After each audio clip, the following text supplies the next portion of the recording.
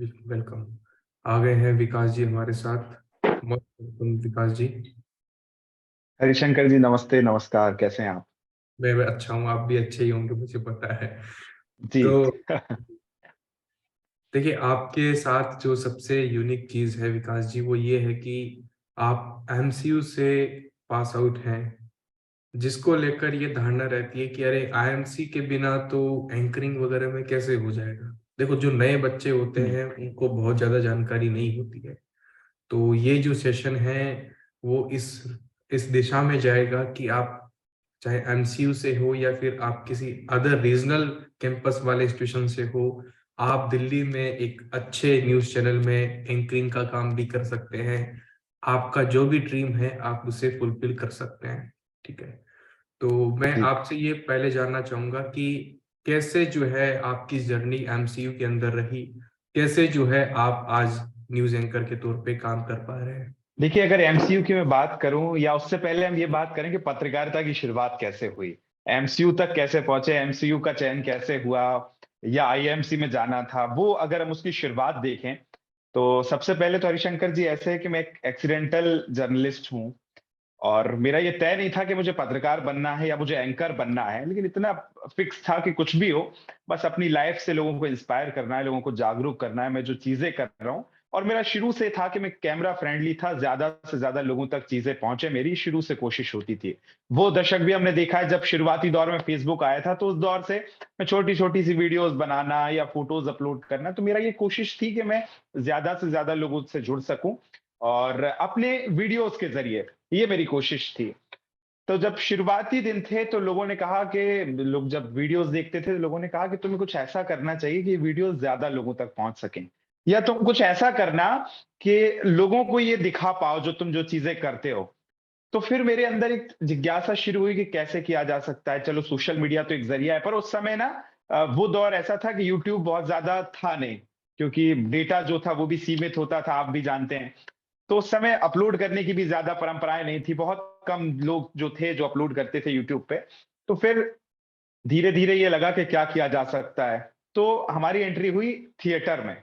हमें लगा कि हम एक्टिंग भी कर लेते हैं, भाई ये एक जरिया है, इसके जरिए हम टीवी पे आ सकते हैं। टीवी पे नहीं भी आए तो एक स्टेज परफॉर्मेंस तो कर ही सकते हैं, जहां 200-500 लोग हमें बैठ के सुन सके, देख सकें। हमने थिएटर किया, कुछ दिन थिएटर किया। तो थिएटर में दो किरदार होते हैं हरिशंकर जी, एक एक्टर्स होते हैं जो एक्टिंग करते हैं, और एक उनसे पहले एंकर होता है जो ये बताता है कि नमस्कार, आपका स्वागत है, आज हमारे नाटक में हम ये प्रस्तुत करेंगे। तो हमें एक्टिंग से ज्यादा वो पसंद आया, हमें उस पे ज्यादा खुशी हुई कि यार ये हमें ज्यादा बेहतर है। तो फिर वहां से हमें कुछ लगा कि हमें ऐसा ही करना है जिसमें हम बोल सकें, जिसमें हम बता सकें और अपनी चीजें ऐड कर सकें, एक्टिंग तो हमसे नहीं होगी। फिर धीरे-धीरे क्या हुआ, एक्टिंग की, धीरे-धीरे एक्टिंग से मोह छूटा। तो हमें ये लगा कि, और ये दरअसल कैसे हुआ मैं आपको बताता हूँ। मेरे एक भैया हैं, अंकुर जैन उनका नाम है, दूरदर्शन में वो काम करते हैं, एंकर भी हैं और साथ ही कॉपी एडिटर हैं, रिपोर्टर भी हैं, करेस्पॉन्डेंट भी हैं। तो उनके साथ मेरा बैठना हुआ और ये अचानक एक्सीडेंट ऐसे हुआ कि नियति हमें साथ लाई। हम दरअसल उनसे मिले और उन्होंने फिर हमारी प्रोफाइल कभी देख रखी होगी, हमारी वीडियोस देख रखी होंगी। तो वो हमसे बोलते हैं कि विकास, तुम्हें ना पत्रकारिता करना चाहिए। तब तक हमें ये पता था कि हाँ भाई, पत्रकार होते हैं हमारे, जो गांव है, जो भोपाल है, जो हमारा जहां से हम आते हैं, वहां भी बहुत सारे पत्रकार हैं जो आते हैं, कवर करते हैं और पेपर में न्यूज छपती है। इतना उससे पहले हमें पता था पत्रकारिता के बारे में। पर उन्होंने कहा कि तुम्हें टीवी जर्नलिस्ट बनना चाहिए, तुम बोलते अच्छा हो, तुम्हारा कॉन्फिडेंस अच्छा है, शुरू से हिंदी पे पकड़ है, कंटेंट ठीक है, तो तुम्हें पत्रकारिता करना चाहिए। तो उसके बाद हमने चीजों को सर्च किया, फिर हम थोड़े से न्यूज चैनल्स में देखने लगे। उससे पहले सिर्फ हम ये देख के अच्छा न्यूज आ रही है, घर के बड़े देखते हैं, कोई इंटरेस्ट नहीं था। फिर उसके अंदर ऐसा देखना शुरू हुआ कि हमें इसका हिस्सा बनना है। तो वहां से इंटरेस्ट जगा और फिर पत्रकारिता की शुरुआत हुई कि नहीं, अब इसी चीज में जाना है। तो फिर देन हमने संस्थान देखे बहुत सारे कि भाई कौन कौन से ऐसे संस्थान है जहां से किया जा सकता है। और हम नहीं बल्कि सभी लोगों को पहला संस्थान पता चलता है, आईआईएमसी दिल्ली। तो वो भी था, लेकिन हम भोपाल से आते थे और वहां एक रिवायत रही है, वहां एक परंपरा रही है कि माखनलाल चतुर्वेदी राष्ट्रीय पत्रकारिता संस्थान ने देश को वरिष्ठ पत्रकार, बड़े बड़े पत्रकार दिए हैं, जो उस विश्वविद्यालय में एक पौधे की तरह आते हैं और वट वृक्ष बनकर इस देश में उभर रहे हैं। तो उससे हम प्रेरित थे बहुत ज्यादा। और बहुत सारे हमारे दोस्त ऐसे थे जो एमसीयू भोपाल से पढ़ रहे थे, माखनलाल में हमने जानकारी ली और फिर देन वहां हमने दाखिला लिया। तो आपने बताया कि एमसीयू से आपने दाखिला लिया, लेकिन वहां फिर पढ़ाई आपको किस वे में करवाई गई कि किस तरह की जो आपने जो पढ़ाई की वो आपको कितनी काम आई इस फील्ड में? क्या आपको प्रैक्टिकल नॉलेज वहां पर मिल पाई? क्या अपॉर्चुनिटीज हम्म जो एंकरिंग में आने की थी वो रियली में एमसीयू से मिली, या फिर आप अपने सोर्सेज से कहीं ना कहीं आगे बढ़ पाए? जी। देखिए हरिशंकर जी, मुझे लगता है अगर आप पत्रकारिता करने वाले हैं तो आपको, अगर थ्योरी का हम देखें तो थ्योरी मुश्किल से आपको काम आती है 40%, और 60% होता है आपका प्रैक्टिकल, चाहे आप एंकरिंग करें या रिपोर्टिंग करें, लेकिन बहुत जरूरी है कि आप पढ़ें।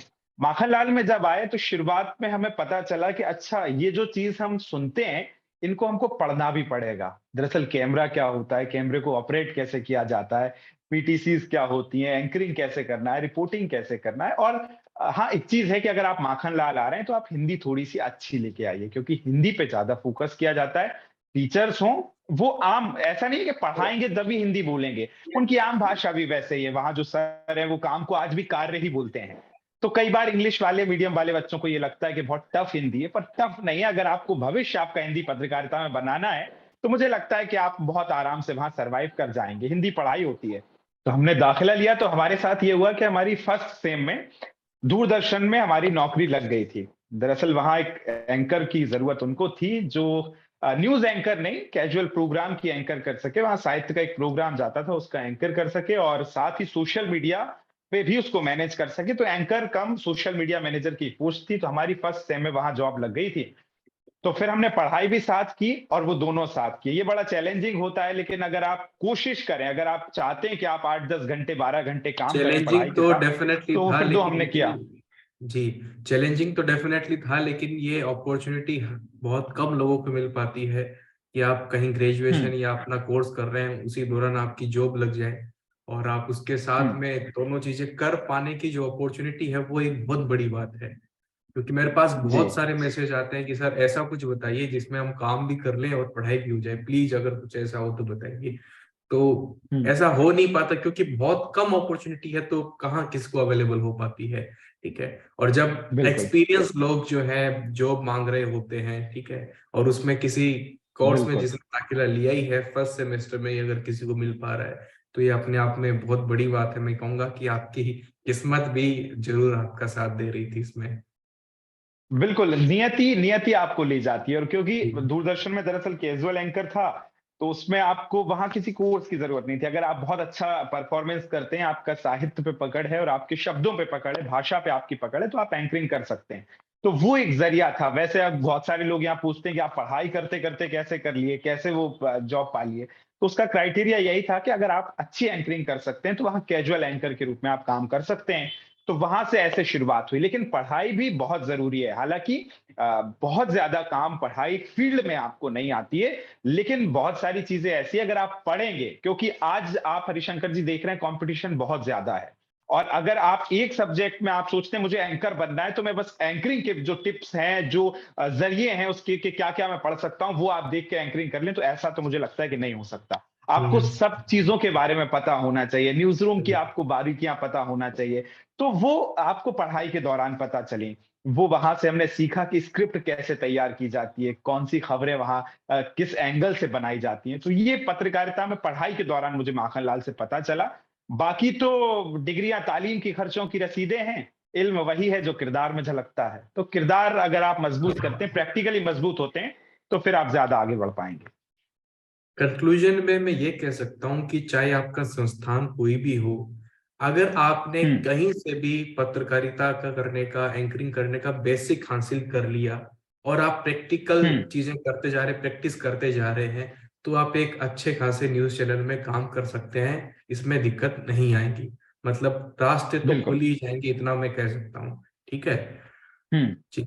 तो अब आगे का जो मेरा क्वेश्चन है वो ये कि अब नए एस्पायरेंट्स को आप क्या कहेंगे कि आप कैसे करें? जैसे आपको अपॉर्चुनिटी मिल गई वो ठीक है, लेकिन जो अभी नए लोग हैं जो अब माखनलाल की, आईएमसी की, जामिया की, जहां भी अवेलेबल है कोर्सेज, उन सब की तैयारी कर रहे हैं, तो आज से क्या कुछ एक्टिविटीज हैं जो उन्हें फॉलो करनी चाहिए? आज से कुछ ऐसा काम जो उन्हें करना चाहिए? आप उन्हें जरूर ऐसी राय या टिप्स दीजिए। हम्म। बिल्कुल हरिशंकर जी, देखिए सबसे छोटी सी बात एक ये है, महत्वपूर्ण बात है कि पत्रकारिता जो है, पत्रकार एक आपके अंदर होता है। वो पढ़ा के आपको सिखाया नहीं जा सकता है, उसकी ललक जो है वो आपके अंदर होती है, सवाल पूछने का जज्बा। अगर छोटी-छोटी चीज़ों में आपको जानने की इच्छा होती है, नई चीज़ों को आपको जानने की जिज्ञासा होती है, तो वो आपके अंदर एक पत्रकार है। और फिर दूसरी बात आती है संस्थान की। हरिशंकर जी, आपने बिल्कुल सही कहा। आजकल बहुत सारे मेरे भी ऐसे जूनियर्स हैं, आपके भी जूनियर्स रहे होंगे। वो हमेशा मुझसे ये कहते हैं, विकास जी हम पत्रकारिता का सोच रहे हैं, अभी हमने 12th पास कर ली है और हमारा ऑप्शन जो ए है, वो आईआईएमसी है। फिर मैं उनसे पूछता हूँ, अगर ए नहीं है तो ऑप्शन बी क्या है? तो वो कई बार ऐसे भी स्टूडेंट्स मिले जिनको आईआईएमसी नहीं मिला, तो बोलते हैं कि अब विकास जी हम लॉ कर रहे हैं। अरे भाई, आप एक संस्थान पे कैसे रुक सकते हैं? अगर आपको पत्रकारिता करना है, देश में बहुत सारे संस्थान हैं। और वही कहने का मतलब है कि आईआईएम से आप प्रायोरिटी रखिए। आप सोचिए कि मुझे उसी में जाना है, पर अगर नहीं आप जा पाते हैं, किसी भी कारण से टेस्ट के ज़रिए या कोई भी कारण हो, तो आप माखनलाल चतुर्वेदी संस्थान है या जामिया है, बहुत सारे देश में कॉलेजेस हैं। आप मानेंगे हरिशंकर जी, मैंने ग्रेजुएशन जो किया है एक प्राइवेट कॉलेज से किया है, पीपल्स मीडिया इंडस्ट्रीज जो भोपाल में है, पीपल्स कॉलेज, जी उससे मेरा ग्रेजुएशन हुआ है। उसके बाद पोस्ट ग्रेजुएशन मैंने माखनलाल से किया है। तो डिपेंड ये नहीं करता कि आप किस संस्थान में पढ़ रहे हैं, डिपेंड ये करता है कि आप वहां से सीख क्या रहे हैं जो आगे आपको काम आए फील्ड में। जी, तो इसमें जैसे आपने अपने एंकरिंग के जो स्टैंडर्ड्स आपने सीखे कि क्या लेवल होना चाहिए, किस वोकल में बोलना चाहिए, कैमरे की तरफ जैसे देखना है, तो ये आपने कहा कि थ्योरी से भी 40% समझ में आ गया। लेकिन कुछ ऐसा बेसिक आप बता पाएँ कि जो लोग अभी नए लोग हैं, यूट्यूब चैनल अभी काफ़ी लोगों ने स्टार्ट कर रखा है। मैं देखता हूँ कि बहुत से लोग मुझे अपने वीडियोज़ भेजते हैं कि हम अभी से यूट्यूब चैनल पे एंकरिंग वगैरह कर रहे हैं या कहीं कुछ ब्लॉगिंग वगैरह कुछ कर रहे हैं। तो कुछ ऐसे टिप्स आप उन्हें देना चाहेंगे कि जब आप वीडियो बनाएँ तो इस तरीके से बनाएँ? हम्म। जी, बिल्कुल। देखिए, अगर आप ऐसा कुछ शुरुआत करने वाले हैं, तो मेरी यही आपसे सबसे पहले गुज़ारिश है कि आप तैयारी बेहतरीन करें।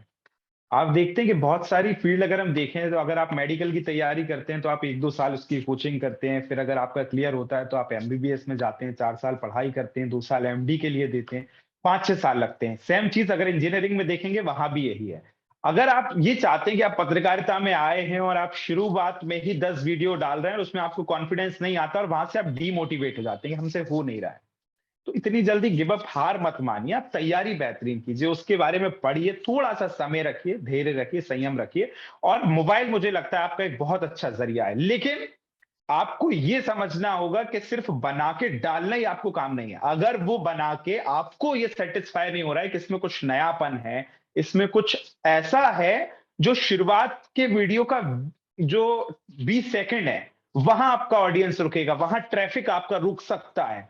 तब तक ये कॉन्फिडेंस नहीं आता, तब तक मुझे लगता है मत डालिए। आप बना के रखिए, शूट करके रखिए। और जरूरी नहीं है वीडियोस, बहुत सारे लोग आरजे बनना चाहते हैं जो वॉइस ओवर्स करते हैं। तो वो बहुत सारे लोग मुझे भेजते हैं कि देखिए ना भैया, एक बार सुन लीजिए ना, हमने चेक किया। तो मुझे वो, मैं उनसे वही कहता हूँ, आप ऐसा कीजिए, जैसे मान लीजिए किसी खबर को आप देख रहे हैं टीवी पे और उस पे आप मोबाइल पे अगर देख रहे हैं तो उसकी वीडियो है, वो वीडियो आप उसकी स्क्रिप्ट लिख लीजिए पहले, ठीक है? और फिर उसको सामने कैमरा रखिए मोबाइल का और उसी वे में बोल के देखिए। और अगर आप वो बोल के शूट कर लेते हैं और फिर आप उस वीडियो को देखिए, तो दोनों में कंपेयर कीजिए, आपको पता लगेगा कि नहीं यार, बहुत अंतर है अभी। कॉन्फिडेंस में अंतर है, एनर्जी में अंतर है, फ्लो कैसे बनाना है, कैसा ग्राफ चलेगा, खबर को उठाना कैसे, ब्रेकिंग है तो उसको कैसे पढ़ना है। तो आप कंपेयर कीजिए दोनों चीजों से, और जब तक खुद को आपको ये नहीं लगने लगे कि अब सॉलिड वीडियो बन गया है, तब तक आगे मत बढ़िए, क्योंकि आपको तैयारी खुद से करना पड़ेगी। जी, आपने बहुत अच्छे से बताया और बहुत कुछ बेसिक चीज़ें भी बताई।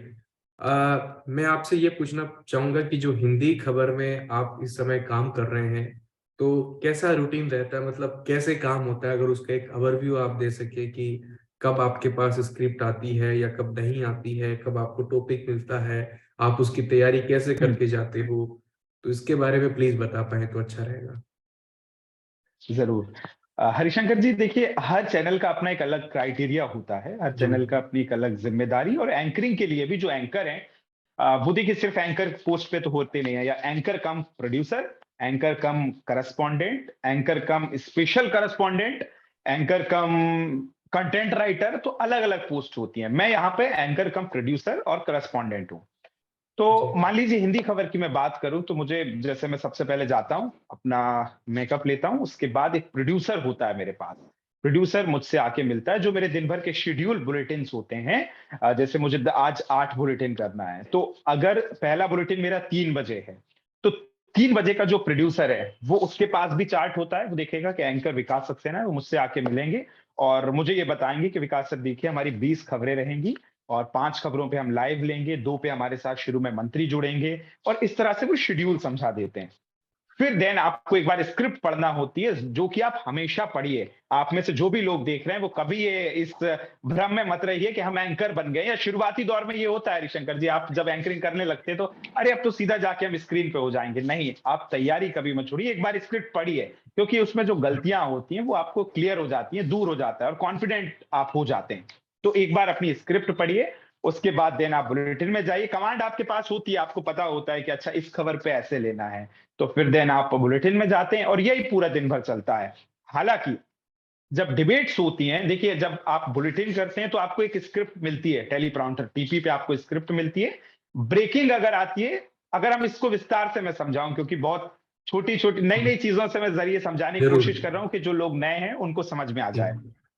अगर बुलेटिन होता है तो उसका सीक्वेंस ऐसा होता है कि पहले 5 या 6 हेडलाइन होती हैं, फिर जो बड़ी खबर है उनकी ब्रेकिंग होती है, क्योंकि वो तुरंत खबरें आती हैं तो लिखा नहीं पाती, इसलिए ब्रेकिंग के जरिए जाती हैं।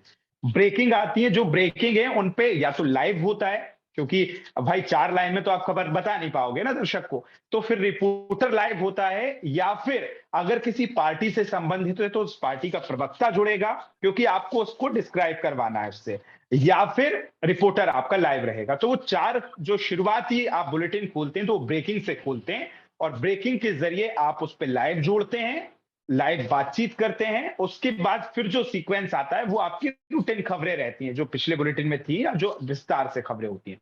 ये हुआ बुलेटिन का फॉर्मेट। अगर आप डिबेट करते हैं तो हरिशंकर जी, कई जगह ये होता है, अगर आपकी टीम बड़ी है और आप सिर्फ एंकर जो है वो डिबेट्स के लिए हैं, या आप सीनियर जब हो जाते हैं तथाकथित रूप में, मैं नहीं मानता हूं ऐसा, क्योंकि आप सीनियर हो जाएं तो आप बुलेटिन ना करें या चीजें छोड़ दें, ऐसा नहीं है। अगर आप डिबेट्स करते हैं तो फिर कई बार आपको खुद बनाना होता है। जैसे आज भी कई बार होता है कि मेरी डिबेट्स में मैक्सिमम खुद बनाता हूं जो पैकेज है, क्योंकि फिर आपको ये क्लियर होता है कि आपको किस एंगल को पकड़ना है, कैसे पैकेज डिजाइन करना है, किस एंगल पे खेलना है। वैसे टीम रहती है, टीम से आप बनवाइए, पैकेज देखिए, लेकिन उसको फाइनल आप ही कीजिए। तो डिबेट में हरिशंकर जी ये होता है कि जब हम डिबेट खोलते हैं तो पहले एक रिपोर्ट दिखाते हैं, और उस विषय पर हम 4-5 प्रवक्ता जोड़ते हैं, अलग अलग भारत जो भी अपनी पार्टीज हैं उस पैकेज से संबंधित वो लोग जोड़ते हैं, उन पे डिस्कशन करते हैं, जो कि पूरा विदाउट स्क्रिप्ट होता है, उसमें कोई स्क्रिप्ट नहीं होती है डिबेट में कभी। जी। तो ये 2 फॉर्मेट है। अच्छा, तो मैं आपसे एक क्वेश्चन ये पूछना चाहूंगा कि हर किसी का एक सोर्स होता है खुद की पढ़ाई करने का, चाहे वो किसी भी लेवल पे हो, चाहे आप एंकर बन जाएं या आप स्टूडेंट हो या जो भी हो। तो आजकल आप अपना जो अपनी जो खुराक है वो कहाँ से लेते हैं? मतलब आपको ज्ञान लेना होता है, आप खुद भी पता चलना होता है, वो आपको अपने न्यूज चैनल वाले भी देते होंगे डेफिनेटली, लेकिन फिर भी आप पर्सनल वे में कहाँ से जो है सोर्सेस रखते हैं अपने? न्यूज़पेपर पढ़ते हैं या किसी दूसरे चैनल को फॉलो करते हैं, सोशल मीडिया का यूज करते हैं? किन सब चीजों से जो है अपनी जानकारी, अपने आप को अपडेटेड आप रखते हैं? न्यूज़पेपर का अगर आप जिक्र कर रहे हैं तो यहाँ जितने लोग हैं मैं सबसे कह दूं, आप अगर पत्रकारिता में आ रहे हैं तो ये आपकी हैबिट होना चाहिए। उठने के बाद जो लोग अगर चाय पीते हैं, जितनी उनके लिए चाय जरूरी है उसके साथ पेपर भी जरूरी है, अखबार जरूरी है। और उसको सिर्फ पढ़ना नहीं है, जबकि आपको ये पता होना चाहिए कि हर खबर को किस तरह से छापा गया है, क्या कुछ उसका एंगल है, क्या उसका विश्लेषण हो सकता है, और उस खबर पे आपका क्या विचार है। ये आपको इस तरह से पूरा अखबार रोज पढ़ना है। और आपने कहा कि आप कैसे पढ़ते हैं, तो हरिशंकर जी अभी पढ़ने का अगर मैं जिक्र करूं तो मुझे लगता है कि सबसे बड़ा टीचर वक्त होता है, समय होता है। और समय आपको बताता है कि अच्छा भी आपको ये भी नहीं पता है, ये आपको पढ़ना है। और मेरे साथ एक देखिए मैं वाकया बताता हूँ, मैं जब ऑफिस जाता हूँ तो बहुत ज्यादा कुछ सामान लेके नहीं जाता हूँ, पर ऑफिस से आता हूँ तो अमूमन में 20 से 30 पेज ऐसे हैं जो प्रिंट करके लाता हूँ। क्योंकि जब मैं डिबेट करता हूं तो उसमें बहुत सारे एंगल्स होते हैं कि अच्छा आपको ये पता है 1885 में ये हुआ था, कोई प्रवक्ता आपसे बोलता है, तो फिर आप तो वहां काउंटर करते हैं, लेकिन वहां मैं नोट कर लेता हूं, अच्छा ये चीज आज मुझे पढ़ना है क्योंकि मुझे नहीं पता थी, है ना, जो जो मुझे पता था, लेकिन मैं ऐसे नोट करता हूँ और उसके बाद जब मेरा दिन भर का शेड्यूल खत्म होता है तो मैं उस पर बैठता हूँ सिस्टम पे और वो सब इंटरनेट से निकालता हूँ या जो वीडियोस के लिंक मिलते हैं वहां से निकालता हूँ, प्रिंट मारता हूँ और अपने घर लाके रोज पढ़ता हूँ प्रिंट्स के जरिए कि अच्छा आज ये करना है, आज ये करना है। तो समय के हिसाब से देखिए, पढ़ने बहुत कुछ है, आप पूरा नहीं पढ़ सकते हैं, लेकिन जब जो जो आपको जरूरी लगे उस विषय पे आप हर रोज पढ़िए और पढ़ने की आदत जरूर डालिए। तो एक क्यूरियोसिटी माइंड आप अभी भी लेके चलते हैं कि आपके काम के बीच में कुछ ऐसा कंटेंट या फिर ऐसा फैक्ट आ रहा है जो आपको नहीं पता था, तो आप घर जाके अपने आप को अपडेट कर लेते हैं, वो जानकारी में ले लेते हैं। और ये आदत मुझे लगता है कि आपको बहुत आगे भी लेके जाएगी, क्योंकि आप केवल न्यूज रीडर के तौर पे नहीं, आप एंकर के तौर पे आगे बढ़ रहे हैं। और इस चीज के लिए मैं आपको, आप मेरी ओर से और मेरे प्लेटफॉर्म की ओर से बहुत सी शुभकामनाएं देता हूँ कि आप बहुत आगे तक थैंक यू, बढ़ें। धन्यवाद। कुछ एक्स्ट्रा अभी आपको कुछ कहना हो जो मैंने नहीं पूछा हो और आप कहना चाहें सभी से, एस्पायरेंट से, तो प्लीज बताइए। अगर मेरे नए लोग सब जुड़े हैं और वो देख रहे हैं और वो भी एक ख्वाब लेके आए कि उनको एंकर बनना है या पत्रकार बनना है, तो उनका बस यही मेरे लिए सजेशन है कि आप आइए, पढ़ाई कीजिए और साथ ही थोड़ा सा संयम रखिए, धैर्य रखिए, क्योंकि इस फील्ड में 99% लोग ऐसे होते हैं जो एंकर बनने आते हैं।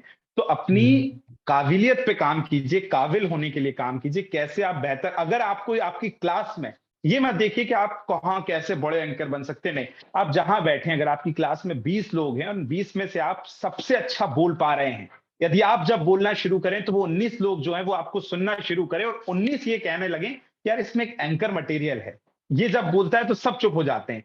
जब तक ऐसा ना लगे तब तक आप तैयारी कीजिए। बहुत तरीके हैं तैयारियां करने के। आप जैसे मान लीजिए कोई खबर है, अखबार आप उठाइए, खबर को पढ़िए, उसको 5 तरीके से पढ़ के देखिए। अगर मान लीजिए कोई भी खबर है, हरिशंकर जी आज मेरे साथ लाइव कर रहे हैं, ये खबर छपी कि हम दोनों ने इंटरव्यू किया, ये कल आपको पढ़ना है, तो उसको ब्रेकिंग फॉर्मेट में कैसे पढ़ेंगे? यदि कोई बोले कि इसको पैकेज फॉर्मेट में, या कोई बोले कि थोड़े डल तरीके से पढ़ के बताना है, तो ये 5 तरीकों से आप उसको पढ़ने की कोशिश कीजिए।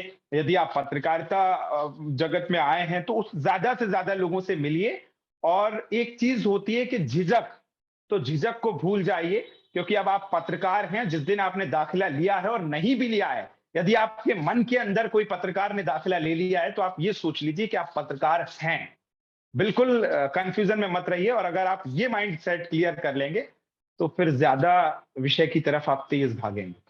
सॉरी, आज के सेशन में आपने बहुत कुछ हमें बताया, सिखाया, तो उसके लिए मैं आपका बहुत आभारी हूँ, आपको बहुत बहुत धन्यवाद देता हूँ।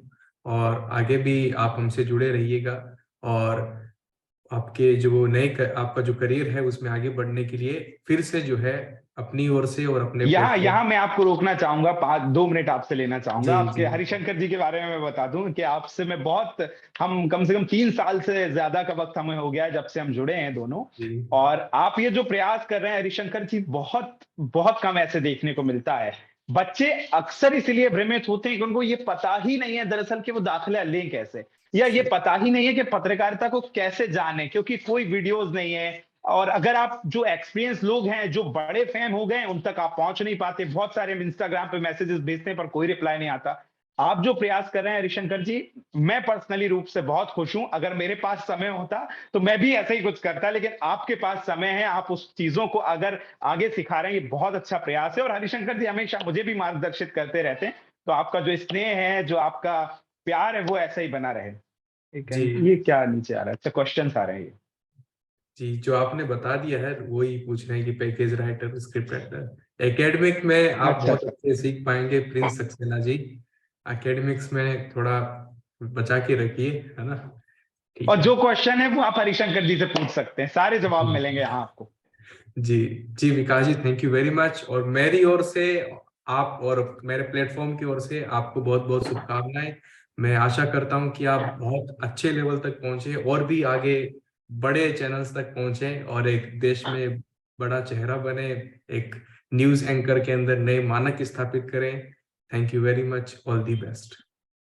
बहुत अच्छा लगा आपसे मिलकर हरिशंकर जी, जी आप, धन्यवाद, थैंक यू। मुझे भी बहुत अच्छा लगा। Thank you, thank you, thank you everyone, thank you.